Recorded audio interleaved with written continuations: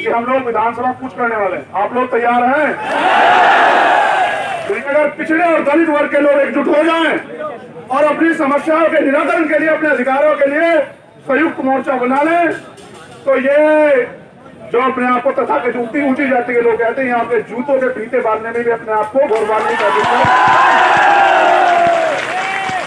और अगर दलित पिछड़े राष्ट्रवाद में है तो फिर इनकी तरक्की के रास्ते क्यों रोके?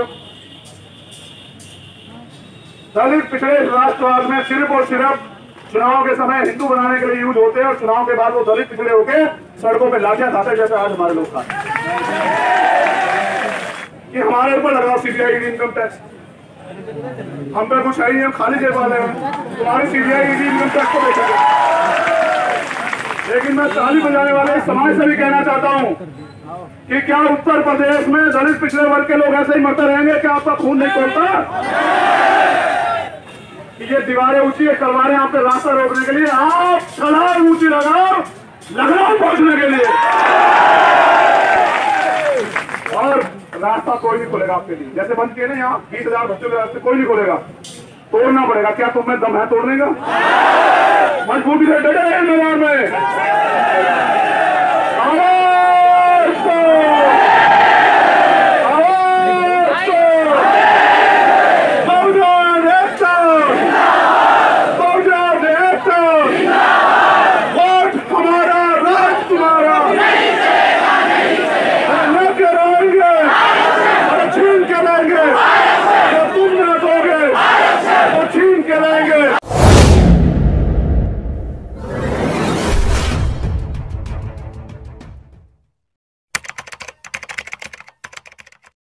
बहुजन समाज के जिम्मेदार लोगों, मैंने पहले भी कहा था कि ये पैसे पे बुलाई गई भीड़ नहीं है। ये वो लोग हैं जो पिछड़े दलित वर्ग के लोगों पे, जो अधिकारों पे कुठाराघात हुआ है, जो उनके अधिकारों को लड़ना चाहते हैं, उनकी लड़ाई को, उनके अधिकारों को दिलाना चाहते हैं। और ये वो फौज है जिसका सामना कोई सरकार नहीं कर सकती। ये भी मैं बहुत अच्छी तरह जानता हूं। जहां तक मैं जानता हूं, आप लोग ज्यादा लोग इसलिए बड़े पैमाने पर आए हो क्योंकि आपने यहाँ बहनों को जो लाठियां लगी हैं, आपको उनका दुख है। और आपको दुख ये भी है कि उत्तर प्रदेश में जो क्राइम है वो इतना बढ़ गया कि कोई बहन बेटी सेफ नहीं है। इस सरकार के खिलाफ भी आपको आक्रोश है, लेकिन 69,000 शिक्षक भर्ती में जो 20,000 सीटें पिछड़े वर्ग के लोगों की, दलित वर्ग के लोगों की जो छीन ली गई है, हम लोग उस पर भी न्याय देने के लिए यहाँ इकट्ठा हुए। ओबीसी एससी संगठित मोर्चा जो है, क्या समय रखा है आप लोगों ने? उन्होंने, उनकी बात चल रही 2:30 बजे का समय रखा है। मैंने कहा कि जो आदेश उनका होगा हम लोग उसका पालन करेंगे। और मुझे लगता है कि आदेश ये भी है, जब खबर आ जाएगी तभी घोषणा करूंगा, लेकिन अंदेशा लगाना हमारा मकसद रहता है कि हम लोग विधानसभा कुछ करने वाले हैं। आप लोग तैयार हैं? ठीक है, बाकी चीजें जब आदेश आएगा तब बताई जाएंगी। लेकिन आज इस मंच पे आप सब लोगों ने बता दिया कि घोटाला हुआ है। राष्ट्रीय पिछड़ा वर्ग आयोग की रिपोर्ट है कि घोटाला हुआ है, लेकिन मैं तो आपको ये बता रहा हूं कि घोटाला किसका हुआ है, किस बात का हुआ है, किस चीज का हुआ है, ये आपको समझना पड़ेगा। क्या घोटाला आपको पता है किस चीज का हुआ है? किस चीज का हुआ है घोटाला? आरक्षण। संविधान में दलित पिछड़े वर्ग के लोगों की उन्नति के रास्ते खोलने के लिए, तरक्की के रास्ते खोलने के लिए और राजकाज में उनकी हिस्सेदारी सुनिश्चित करने के लिए आरक्षण व्यवस्था तैयार की गई। लेकिन खुशी की बात यह है कि पिछड़े वर्ग के लोगों ने हमेशा की तरह, जैसे राष्ट्रपिता ज्योतिबा फूले ने समझा, जैसे बाबू जगदेव प्रसाद कुशवाहा ने समझा,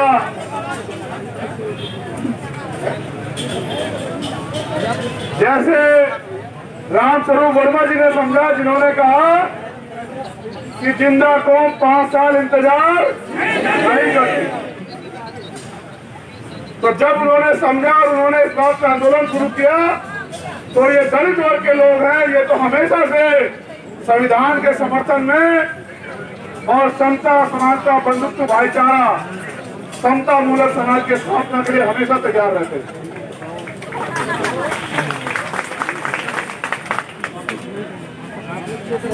मांगने से सिर्फ भीख मिलती है, अधिकार छीन कर लेने पड़ते हैं।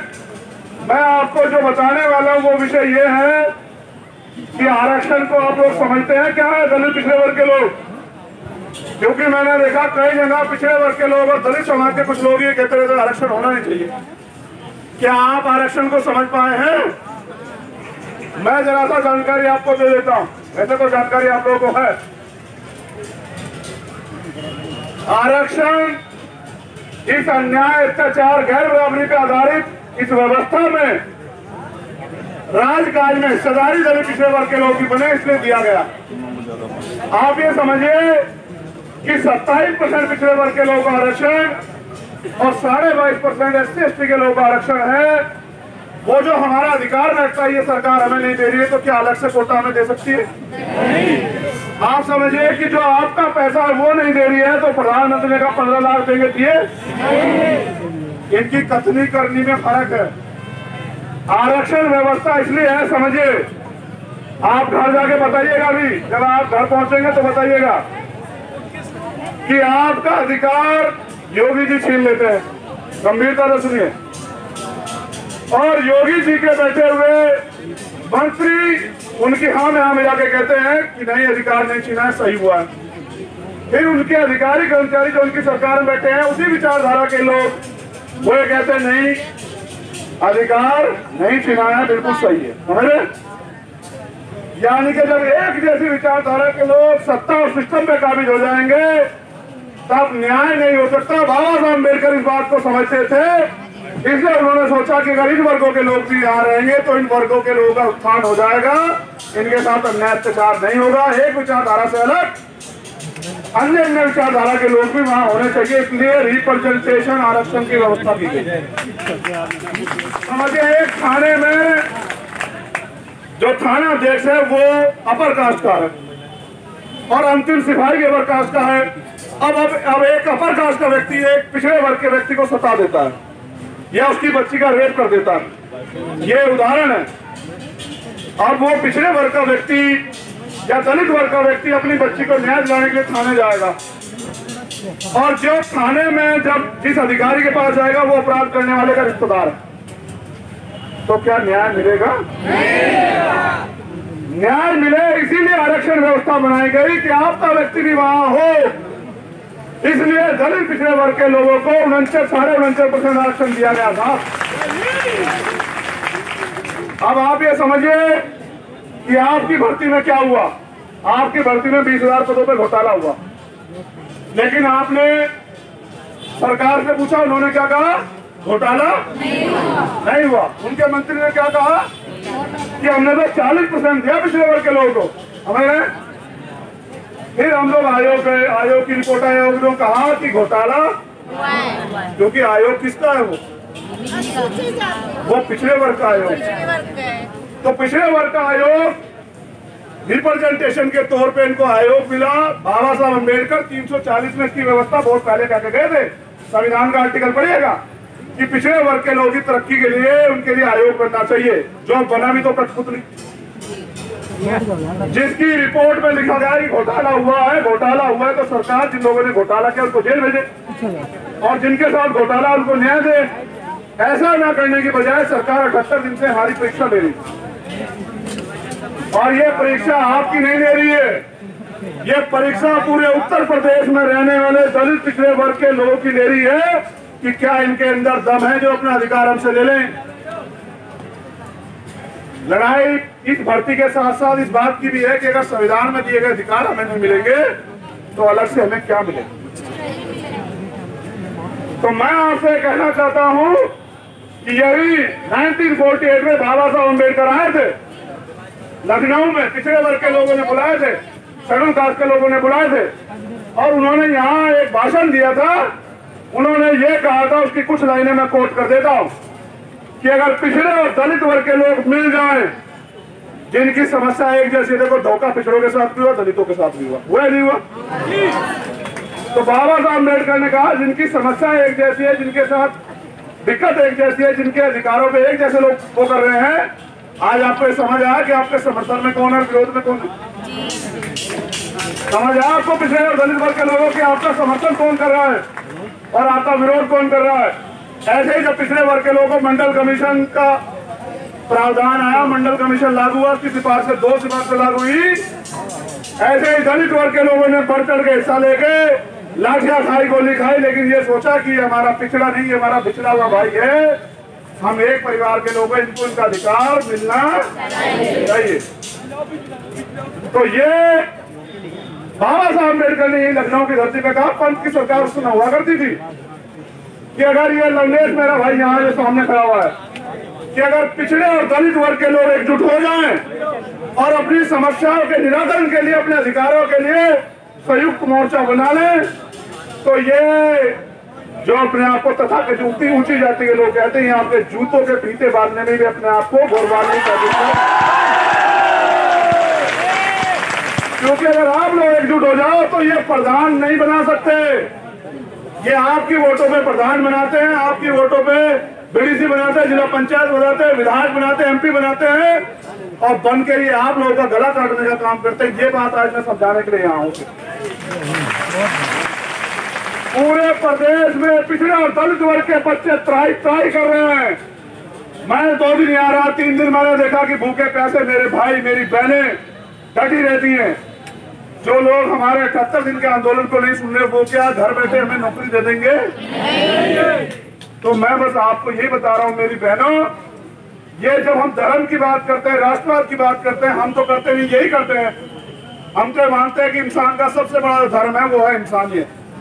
अगर उसे किसी के तकलीफ होने पे तकलीफ होती हो, अगर उसे किसी पशु के भी बीमार परेशान या तकलीफ होने तकलीफ होती है, तो वो इंसान। महिलाएं, बहनें, बेटियां तो अलग की बात है, धर्म जाति तो अलग की बात है। लेकिन भाजपा के नेता राष्ट्रवाद का नारा लगाते नहीं लगाते? सुना आपने? लगाते हैं नहीं लगाते? अब आप समझिए क्या इनके राष्ट्रवाद में दलित पिछड़े हैं जो हमारा अधिकार छीन रहे हैं, यानी कि हमारी तरक्की का रास्ता रोक रहे हैं। भाई अगर आपको नौकरी मिलेगी, शिक्षक बन जाओगे तो समाज के लोगों को पढ़ाओगे नहीं पढ़ाओगे? और पढ़ाओगे तो अपने बच्चों को, अपने भतीजों को पढ़ा लिखा के आगे बढ़ाओगे नहीं बढ़ाओगे? 20,000 भर्ती का मतलब है 1,000 लोग, 1,000 यानी कि 20,000 परिवार, 1 लाख लोग अगर आगे बढ़ेंगे, उनके पास साधन आएंगे, वो लोग पढ़ेंगे, डॉक्टर इंजीनियर बनेंगे, तो 10 लाख लोग तैयार होंगे।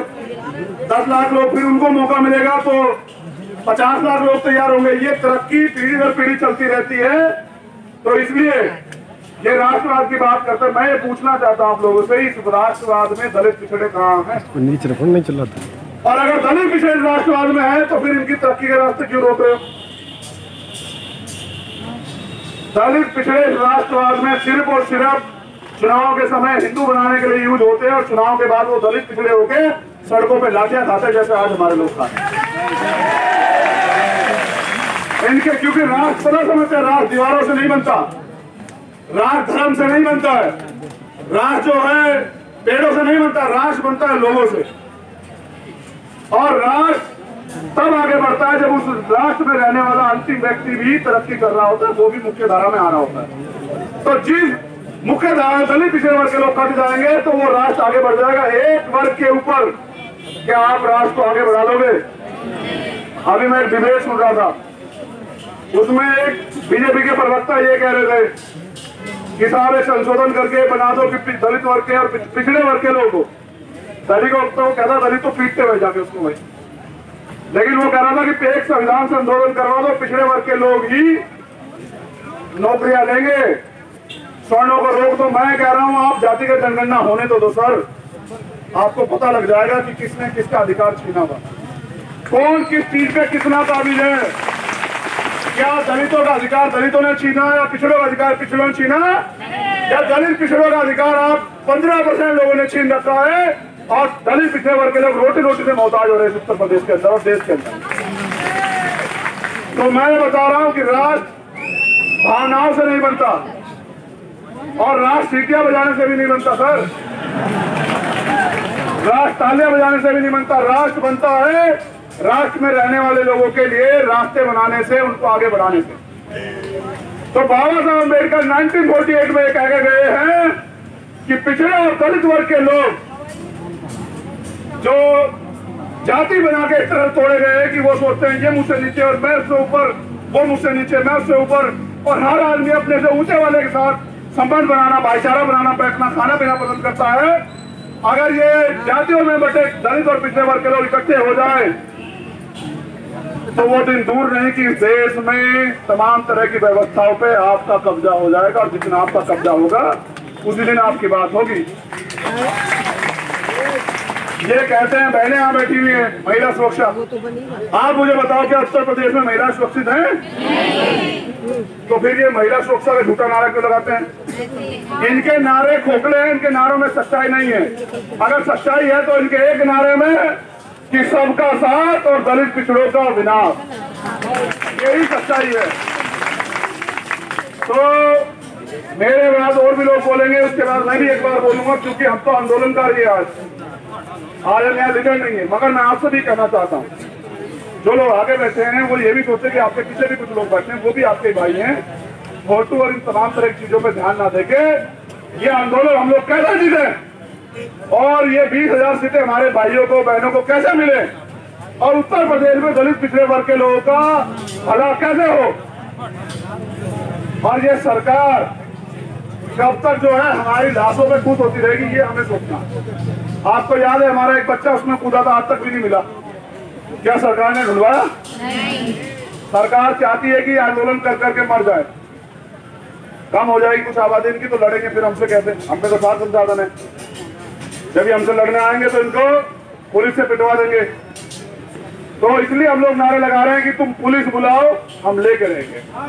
समझ रहे हो? तुम पुलिस बुलाओ, तुम आर्मी बुलाओ, तुम कुछ भी बुलाओ, लेकिन ये आप जानो कि पूरे उत्तर प्रदेश से 75 जिलों से आए दलित पिछड़े वर्ग के लोग अगर तय कर ले, तो जैसे मैंने आपको बताया कि बाबा साहब ने क्या कहा कि अगर दलित पिछड़े वर्ग के लोग एकजुट हो जाएं तो ये तथाकथित लोग आपके जूतों के फीते बांधने में भी अपने आप को गौरवान्वित महसूस करेंगे। अभी मुझसे भाई कह रहा था कि फलाना आदमी कह गया कि यहाँ से उनको भेज दो। अरे मैं कह रहा हूँ भाई, बाबा साहब अम्बेडकर ने संविधान बनाया, धार्मिक आजादी दी, और ये कहा कि संविधान लागू होने के बाद जो भी व्यक्ति जहाँ है वो देश का नागरिक है। मैं नहीं कहता किसी को बाहर चले जाओ, सब लोग यही रहे, लेकिन अपनी जो वो कुटिल चालें हैं, स्वार्थ है, अन्याय अत्याचार, झूठ है, फ्रेम को अलग करके भाईचारा बना के रहे, और जिसकी जितनी हिस्सेदारी बैठती है वो दे। अब दलित और पिछड़े वर्ग की हिस्सेदारी बैठती है 75%। 75% मिलना चाहिए। मैं उस दिन भी कह रहा था सीबीआई का हेड कौन? इनका आदमी। आईबी का हेड कौन? इनका आदमी। इनकम टैक्स का हेड कौन? इनका आदमी। ईडी का हेड कौन? इनका आदमी। और फिर सरकार इनकी तो वहीं बैठ के हमारे दलित पिछड़े के नेताओं को सताते रहते हैं। वो कुछ बोलते आज है क्यों नहीं है पता आपको? इसलिए नहीं आया कभी ईडी का छापा ना पड़ जाए, सीबीआई का छापा ना पड़ जाए, इनकम टैक्स वाले ना आ जाए। और मैं इसलिए कहता हूँ कि हमारे ऊपर लगाओ सीबीआई, ईडी, इनकम टैक्स। हम पे कुछ है ही नहीं, हम खाली जेब वाले हैं। तुम्हारी सीबीआई, ईडी, इनकम टैक्स को देखेंगे। लेकिन मैं ताली बजाने वाले इस समाज से भी कहना चाहता हूँ कि क्या उत्तर प्रदेश में दलित पिछड़े वर्ग के लोग ऐसे ही मरते रहेंगे? क्या आपका खून नहीं खोलता? तो यहाँ लोकतंत्र में लड़ाई जो है ना वो वोट से भी लड़ी जाएगी। जितने यहाँ बिहार में आजाद समाज पार्टी के लोग आए उनको भी कह रहा हूँ कि ये दीवारें ऊंची है, तलवारें आपके रास्ता रोकने के लिए, आप छलांग ऊंची लगाओ लखनऊ पहुंचने के लिए, और रास्ता कोई नहीं खोलेगा आपके लिए। जैसे बंद किए ना यहाँ 20,000 बच्चों के रास्ते, कोई नहीं खोलेगा, तोड़ना पड़ेगा। क्या तुम में दम है तोड़ने का? मैं इस रास्ते की बात नहीं कर रहा जो गेट है, इसकी बात नहीं कर रहा। मैं उस रास्ते की बात कर रहा हूँ जहां से वो सत्ता का रास्ता, जहां से आपकी तकदीरें लिखी जाएंगी। क्योंकि कानून बनाने की ताकत ना तो मेरे पास है ना आपके, वो है विधायिका पे या संसद पे। तो आप लोग आए, इसलिए मैं आपको संदेश दे रहा हूं कि यहां से खाली नहीं लौटना है। ये इनका नकली दलित और पिछड़ा प्रेम जो साबित हो चुका है, ये पता लगना चाहिए कि ये इनके एजेंडे में दलित पिछड़े नहीं है। समझ गए? सारे सरकारी उपकरण बेच देंगे, निजीकरण कर देंगे, लीज पे दे देंगे। लीज पे देने के बाद मालिक कहेगा कि ये तो घाटे में चला गया, सरकार कहेगी तुम ही रख लो। जो दलित पिछड़े अधिकारी कर्मचारी इनको निकाल देंगे। इनका अंतिम लक्ष्य निजीकरण के माध्यम से आरक्षण व्यवस्था को खत्म करना है, इसलिए हमें सावधान रहना है। तो बहुत बहुत धन्यवाद, आभार। मैं फिर बोलूंगा 2:30 बजे जो फैसला आएगा 25 मिनट बाद आपको बताया जाएगा। मजबूती से डटे रहे मैदान में।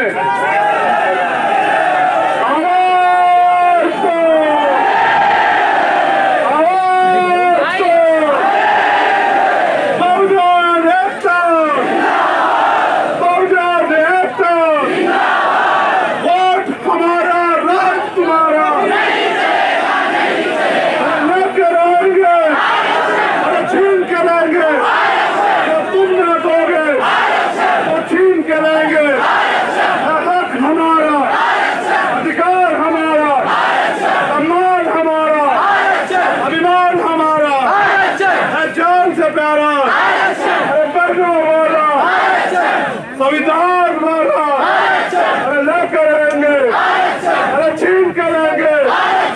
प्यारा प्यारा हमारा प्यारा हक हमारा, अधिकार हमारा, अभिमान हमारा। बहुत बहुत धन्यवाद, आभार। डटे रहिए। और जो मंच को संचालन कर रहे हैं वो मंच ले लें अमित।